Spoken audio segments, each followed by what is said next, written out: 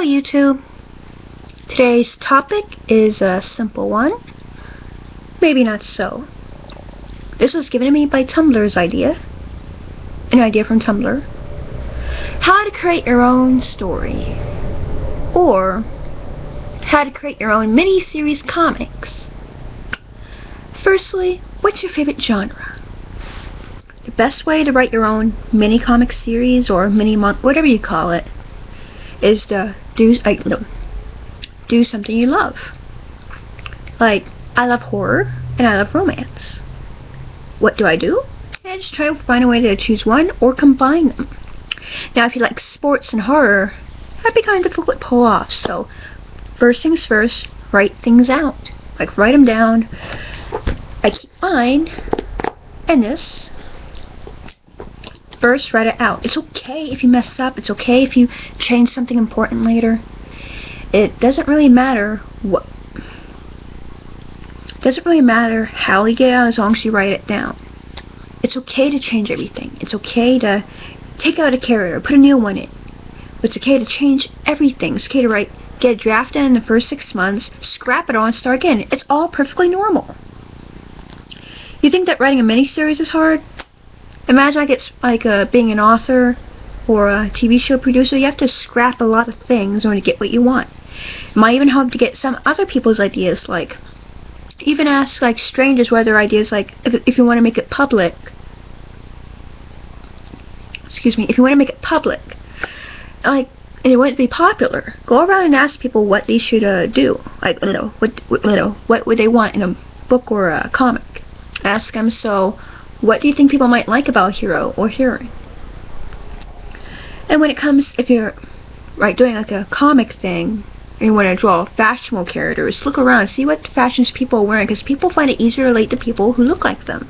Or if it's a fantasy series, go all out, be wild. Don't let it fall into a typical, stereotypical fantasy era and let it be shoved aside because it looks just like all the rest. Instead, try and look up one of the most popular fantasy series. Take notes, do not copy. Take notes on the style, the shape, and it can also be fitting. Fitting for your character's backstory. You wouldn't find a butcher a girl who works. You wouldn't find a girl who works as a butcher in a fancy, swancy pink dress most of the time.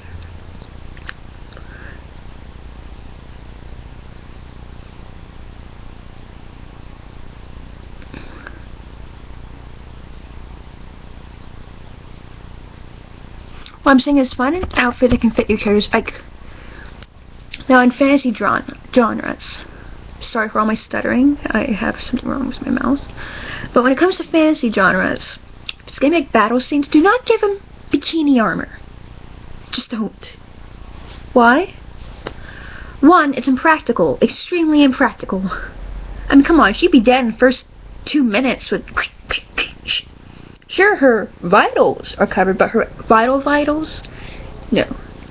Secondly, if you want to draw in a whole, everybody in, doesn't matter the group, when it comes to it wouldn't attract girls, unless you're aiming for a lesbian audience or a bisexual audience, it doesn't really pay to have over-sexuality. That includes humongous chests, bikini armor. Yes, I'm not against sexualizing a character, but if it's over-sexualization to the point it's Jessica Rabbit proportions, it's if you want to draw in male viewers, keep in mind that most of your fans may not exactly be into women, or might not think that women, might not enjoy women in their, Okay, so, according to a video game thing, most guys weren't even aware that Commander Shep was originally a woman. And they got really fed up about it, they got really mad about it. So if you want to, so when it comes to creating characters, it's okay to sexualize some of them, but do not overdo it or make it the main focus of the story, because that just drives people away. Many times I picked up an awesome looking series. What I've really focused on, as far as the art style went, is the character's over-sexualization. It's you won't be able to focus on the story if your character constantly Oh, and you also have to apply physics in it. Now, hair is one thing. This thing's unpredictable in itself. But there's no way a woman can outrun anything in high heels. Trust me, I tried. Long story short, I did not catch up with them, but you can't run or chase anything in high heels unless it's like a... Yeah, I see all those action movies with those women with those, like, long, thin high heels. Chances are they got many injuries during productions, and, it's mainly used for sex appeal. Or looks, it's not really practical. Same thing for your male, heroes. If you want to, like, do all this awesome, cool fighting stuff, you have to remember... you have to remember that when it comes, like, battle armor. Make it practical. You don't have to show the head because... headshot. But when it comes to, like, the characters... I'm sorry for messing up, please bear with me, but when it comes to, like, the... Like, okay, let me get this straight. Battle armor. It's mandatory to have a helmet in battle scenes. Why? So you don't get your head blown or chopped off. Battle armor, like helmets, protect the character's head, but you can also make them unique. People can easily identify them, like Middle Ages. Knights didn't exactly have the same copycat armor. They all are different. But, dang it. Sorry, my screen just blacked out. But, like, have some unique designs into it. Or maybe have them, like, an additional accessory or weapon that can identify them. As for females, you can go a little bit more lax with the armor, but all the same, keep your chest and hips covered. Face covered too, but maybe with like an eye hole slit. Now, something that wouldn't make people put off just by looking at it. The story may be great, but some people like to judge a book by its cover or its characters and not want to, you know, read it or look at it because, like, they see something that's how should I put this? Not exactly a good you know what I'm trying to say, right? Like, it puts them off because of appeal aesthetic. So it's best to give men and women similar looking armor, covering the chest, most vital areas. But it's okay to change things up. Now that we got that one out of the way, let's discuss romance. We all fall in the same way when it comes to romance. Boy meets girl, girl meets boy, boy meets boy, girl meets girl. It's always the same form. They bump into each other, they fall in love. It's, does he like me? Does she like me? Well, we don't know. A lot of drama. To get back together, they break up to get back together again. Don't follow that formula. What you should do instead is, like, imagine your own life experiences. If you had, like, if you fell in love with anyone beforehand, like, okay, have you ever fallen in love with anyone? Have you been in a relationship? Well, imagine how you guys first met, and make that into a story. Change things up as much as you want, and remember, have personality. So the whole lovey-dovey, I'm in love personality. Try and give them, like, actual, like, some people like to deny that they're actually liking someone. It happened to me. Me and my boyfriend have been together for about 5 years already. But when it happened, I was like, no chance, no way, I won't say I'm in love. Source, Hercules, I won't say I'm in love, you know, performed by Meg, but you know what I mean, right? A lot of people, like, deny they're in love because they don't, how can I be in love? I never have any sort of romantic attraction. And maybe find some other people who are in love, or ask your parents, because, like, many people my age don't usually have a boyfriend or girlfriend. They don't know how to properly write love. So it's best to ask other people for experience, like how they met, or how did they, how they fell in love, what made them fall in love. Like, look up what it's like to be in love.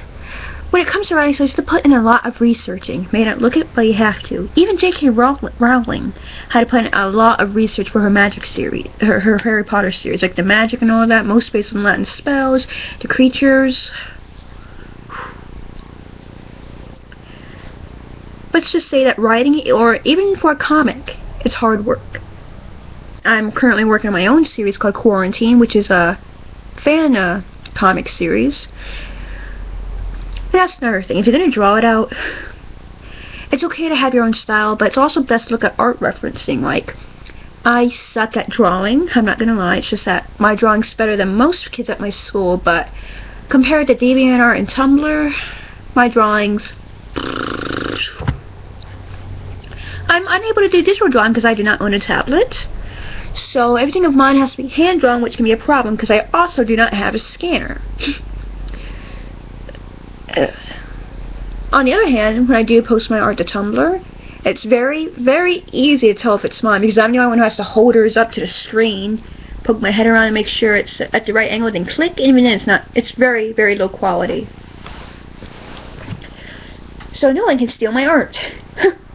Oh, and that's another thing. If you're going to be posting like promo pictures of your series, the best thing for you to do is to put a watermark on it, especially if you do digital, because there's a lot of people, unfortunately, who like to steal art. I've seen plenty of examples of it, and it's not good.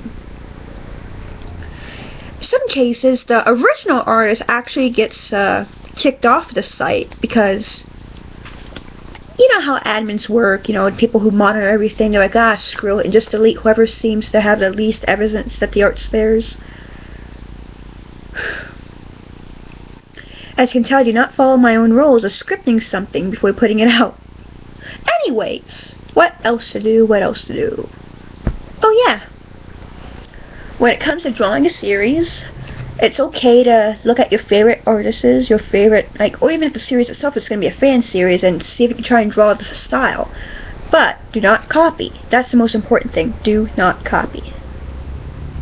If it's like a fan series of an existing work, like my Quarantine Kiroshishi or Black Butler All You can't sell it. However, doujinshis, professional manga artists who do their own side work, they can, but let's face it, you and I aren't doujinshi artists. We're not, so we can't exactly do that. But if it's an original series, yes, you can. But it's also important that look at the quality of your work. Is it good quality? It's okay to sell it for a high price, like maybe $10–20 plus shipping and handling. But if it's my style, let me find an example.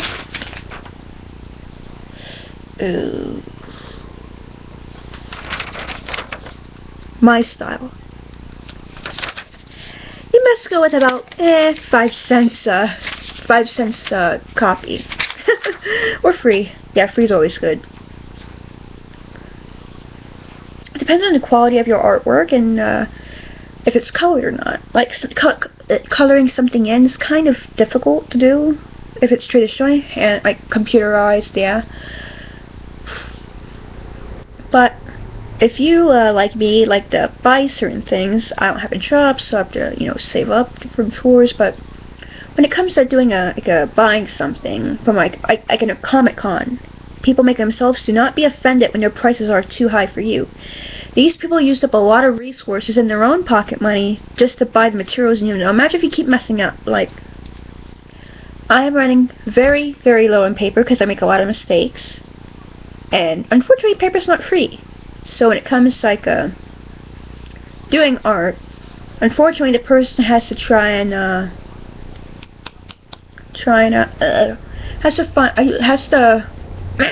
has to pay a lot for the supplies.